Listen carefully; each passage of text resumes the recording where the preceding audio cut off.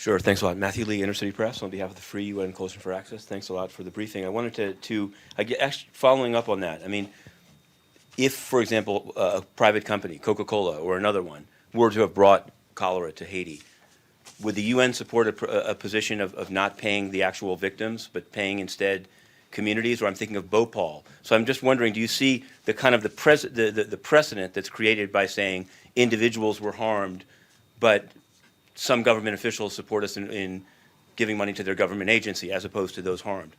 You can respond to that. And I also wanted to know, I attended the October 13th session on this same topic and was actually asked to leave it while it was still supposedly an open meeting from the booth.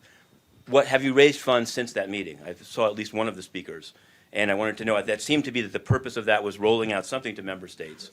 What's been raised since that meeting? And just finally, sitting here in this room, Philip Alston, the special advisor or special rapporteur, he seemed to indicate pretty strongly that he thought that the U.S. administration had, throughout the Secretary General's tenure on this issue, encouraged him not to offer reparations to those injured. He said it clearly, and he said, and so I'm just wondering if you can, even under this embargo, before 3 o'clock, say, is that true, or is he totally off base? Thanks.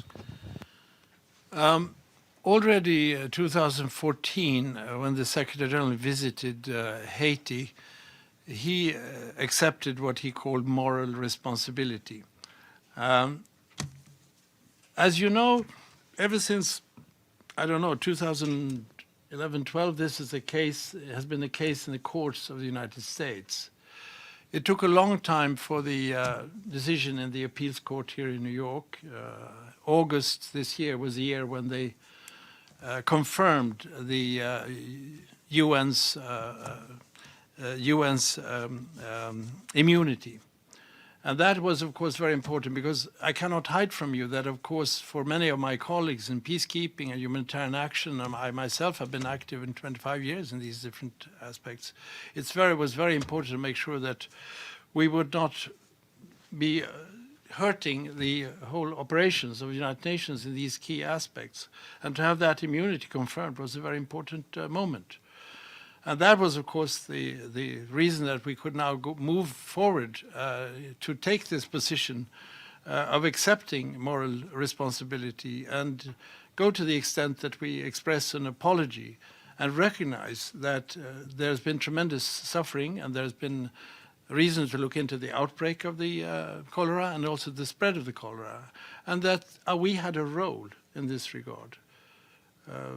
That is a way for us to send a message of support. We want to be at the side of Haiti, get rid of this horrible disease, and we also want for the reputation of the United Nations to say that we are sorry in this way, and doing it not only by saying it, but also by providing means to really fight cholera and to express the very strong expectations of member states to now fill out this program. I would hope that we would continue to be on the side of Haiti up until the end of cholera, back in their own planning 2022. But we are very heartened by the fact that the incoming Secretary General is fully behind this and thinks that we are doing the right thing. About the U.S. Oh, the U.S. And the money, I don't know whether, can you say something about that? I really don't know the exact, the roles of different member states. This discussion about the legal position taken by the United Nations was taken before I entered the United Nations. There are speculations, but I really cannot, I don't know. I really certainly cannot confirm. Would you like to say something about the money? I'd just like to comment on the money. The event that you referred to, Mr. Lee, was an event where there were commitments being made both for hurricane response and for cholera. Since that event, 46% of the flash appeal has been mobilized, and a substantial proportion of that mobilized sum is going for water, sanitation, and public health.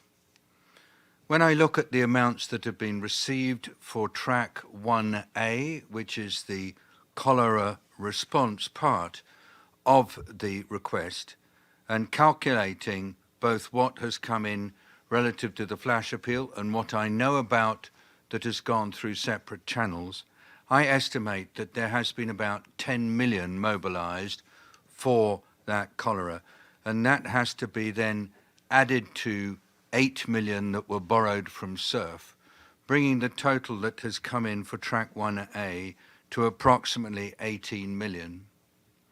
Lastly, I'd like to confirm one point that the Deputy Secretary General just made, which I think is important, and that is that with regard to track 2, we are talking with communities. But if during that conversation a community requests during that conversation a community requests for support to be going to individuals, and a mechanism that is reliable can be found to do that, then of course that individual support becomes possible.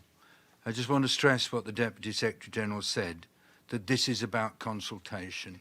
I also want to repeat the contributions to track 1B, sanitation and health sector, altogether $132 million for this and next year.